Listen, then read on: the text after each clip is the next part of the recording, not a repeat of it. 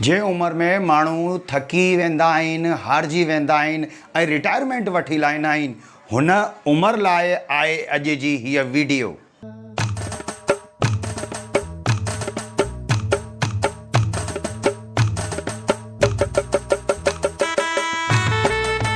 कुझु करण जो हुजे हुनर त उमिरि बि ॿधी कान थी सघे। तॾहिं त 72 साल जी उमिरि में हू ठही वियो आहे राष्ट्रीय खिलाड़ी।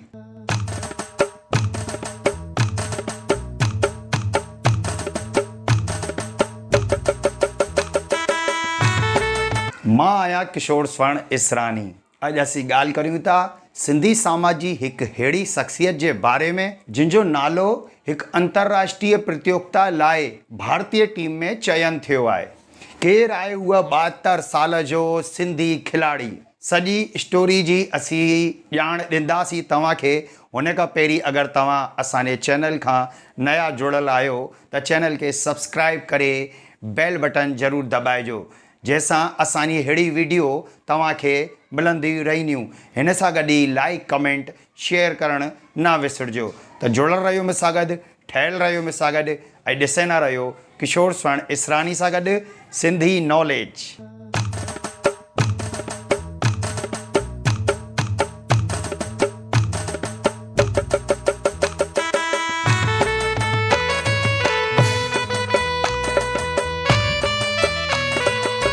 कीअं चवां कि मां थकिजी वियो आहियां, कीअं चवां कि मां थकिजी वियो आहियां, अलाए जो कंहिंजो हौसलो आहियां। ही पंक्तियूं अॼु जी शख़्सियत लाइ बिल्कुलु सही आहिनि। जी हा, असीं ॻाल्हि करियूं था राजस्थान जे उदयपुर शहर में रहंदड़ सिंधी सपूत श्री हरीश चावला जी, जेका 72 साल जी उमिरि में नौजवाननि जहिड़ो जोश ऐं उत्साह रखंदा आहिनि। सुबुह जो 5 बजे उथी करे 5:30 बजे मां अॼु बि जिम में वेंदो आहियां 5:30 ताईं।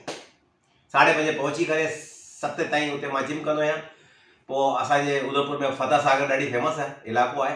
मां उते वेंदो आहियां ऐं फतेह सागर ते बि एक्सरसाइज कंदो आहियां।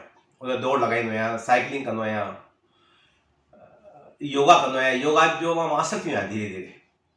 जंहिं उमिरि में माण्हू थकिजी हारजी वेंदा आहिनि ऐं रिटायरमेंट वठी लाहींदा आहिनि, हुन उमिरि में 100 मेडल जीतण जो लक्ष्य वठी करे खेॾण जी दुनिया में कदम रखण वारा श्री हरीश चावला जीअ 68 साल जी उमिरि में बॉडी बिल्डिंग में पहिरियों स्वर्ण पदक जीतियो। हुन खां पोइ योग, दौड़, cycling, bench press, dead lift, straight lifting आदिन विभिन्न प्रतियोगिताउनि में अञा ताईं 60 गोल्ड मेडल जीती चुकिया आहिनि ऐं हाणे किर्गिस्तान सोवियत संघ में थियण वारी 9वीं अंतर्राष्ट्रीय स्ट्रेट लिफ्टिंग प्रतियोगिता लाइ उदयपुर जे राष्ट्रीय पदक विजेता सीनियर खिलाड़ी श्री हरीश चावला जी जो भारतीय टीम में चयन कयो वियो आहे। मुंहिंजो नालो हरीश चावला आहे। मां उदयपुर राजस्थान में रहंदो आहियां। पेशे सां त मां हूअं एडवोकेट आहियां, मगर हिन जे अलावा बि मुंहिंजे घर परिवार जा बि कम आहिनि मुंहिंजा। मां खेल जी दुनिया में हाणे आहियां 8 साल थिया। 8 साल थिया।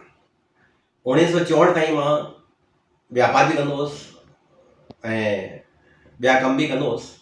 मगर 64 साल खां पोइ मुंहिंजे ॿारनि मूंखे चयो, पापा ॾाढी महिनत था कयो, तव्हां हीअ महिनत छॾियो ऐं घर वञी करे आराम कयो। त मां सोचियो यार आराम छो कयां, त दुकानदारी छॾे करे मां साम्हूं मुंहिंजे जिम हुई, मां जिम जॉइन करे छॾी ऐं ओॾी महिल मुंहिंजो वेट हो 100 किलो।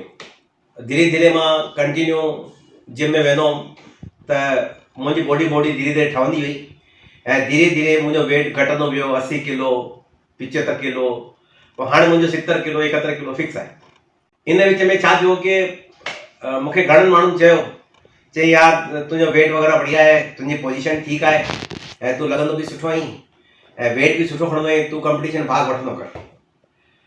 त फस्ट दफ़ो मां हिकु दफ़ो बॉडी बिल्डिंग जे चैंपियनशिप में चीफ गेस्ट ठही करे वियो हुउसि। ओॾी महिल मुंहिंजी उमिरि हुई 68 साल। त बॉडी बिल्डिंग वियमि त चीफ गेस्ट ठही करे, मगर उते मूंखे माण्हू चई यार आप अगर बॉडी बिल्डिंग में उतर जाओगे तो आपको राजस्थान का गोल्ड मेडल मिल जाएगा। त मां इहा ॻाल्हि सोची ऐं नेक्स्ट ईयर मां बॉडी बिल्डिंग में लही वियुमि ऐं पहिरियों मूंखे बॉडी बिल्डिंग जो गोल्ड मेडल मिलियो। उनखां पोइ मुंहिंजी इच्छा थी कि यार मां कुझु कयां, छो त कमाइण जी कोई इच्छा हुई न मुंहिंजी, सॼो ॾींहुं घर वेठे बि कोई कमु न आहे, त मां एक्टिव कमाई छॾे करे पैसिव कमाई चालू कई ऐं खेॾणु शुरू कयो। सिंधी समाज में ॼमल श्री हरीश चावला 5 खां 10 सितंबर ताणी थियण वारी प्रतियोगिताउनि में भाॻु वठी करे पदक लाइ पंहिंजो दावो पेश कंदा। पुठियां ॾींहंनि जबलपुर में थियल राष्ट्रीय प्रतियोगिता में 72 साल जा श्री हरीश चावला 2 गोल्ड मेडल जीती करे सुर्खियूं बटोरियूं हुयूं। हुन ई आधार ते अंतर्राष्ट्रीय प्रतियोगिता लाइ भारत जो प्रतिनिधित्व करण लाइ हुननि जो चयन कयो वियो आहे।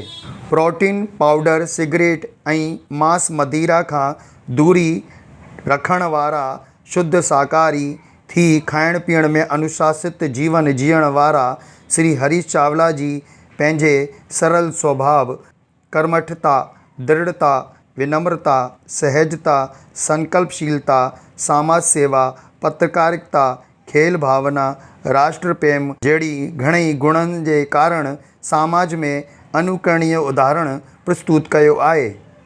असां सिंधी नॉलेज जे पारां श्री हरीश चावला जी के अंतर्राष्ट्रीय प्रतियोगिता में खटण लाइ शुभकामनाऊं ॾियण सां गॾु ई हुननि जी तंदुरुस्ती ऐं दीर्घायु लाइ भॻवान खां प्रार्थना था करियूं।